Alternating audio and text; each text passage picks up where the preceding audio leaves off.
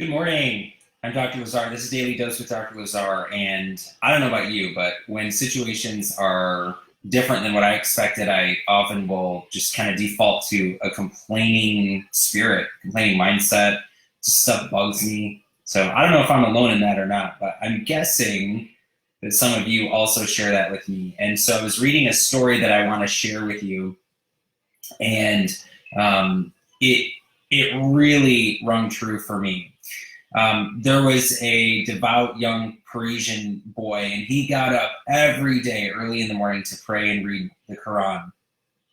And so one morning, his dad woke up with him, and the boy said to him something to the effect of, "Dad, these other kids are sleeping, and that's not religious at all. And I'm the only one that's awake to praise God."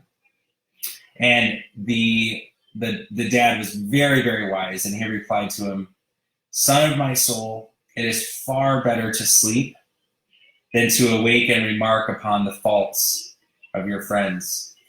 And that really rang true because I'm very good at finding what other people are doing wrong. I'm awesome at that. In the Bible, Aaron and Miriam learned that their situation where they were complaining that really displeased God. They were angry with Moses over the recent marriage that he had to the Ethiopian woman, and they were quick to find fault with him. So God called Moses, Aaron, and Miriam out in front of their tent, and immediately Miriam was struck down with leprosy. Aaron pleaded with Moses to pray for her in Numbers chapter 12, and Moses, being a kind man, did pray, and then Miriam was healed. But there are two things we need to learn from that. First, we have to be careful about criticism, no matter how justified it may seem. In relevant terms, you may despise what the governor is doing. I know in Michigan, I'm hearing a whole lot about that. If you're in another state, you might despise what your governor is doing. You might despise what the president's doing. You might love what the governor is doing and hate what the president's doing. You might like what the president's doing, hate what the governor's doing.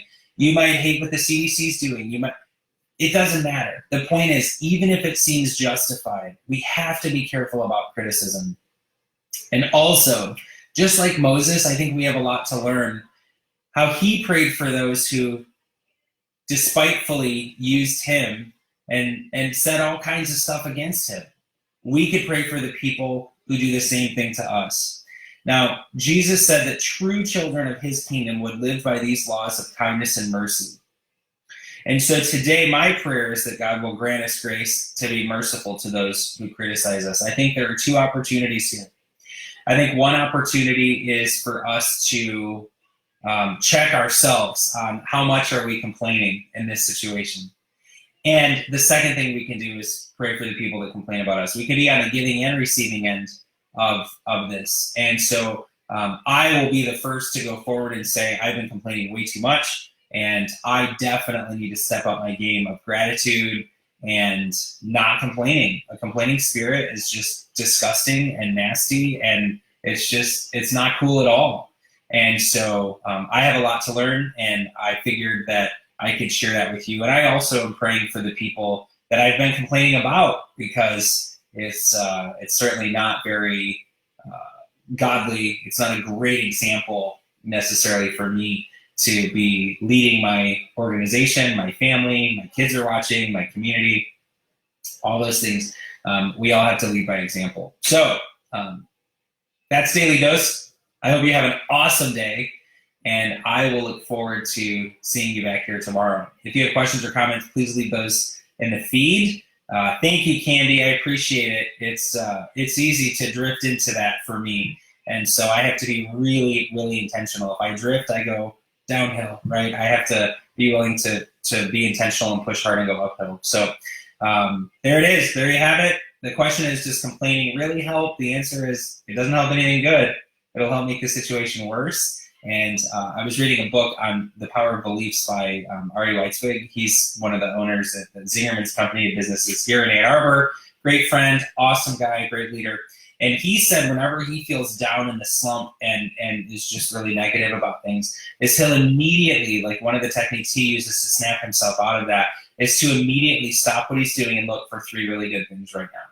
And so you might point it out and say, I really like that, or I like that you did that, or it doesn't change the fact that I don't like what's going on over here, but it can shift our perspective and we can have a change like that. I try it. It does work most of the time. Sometimes it doesn't. Sometimes I'm a lost cause, but there's hope.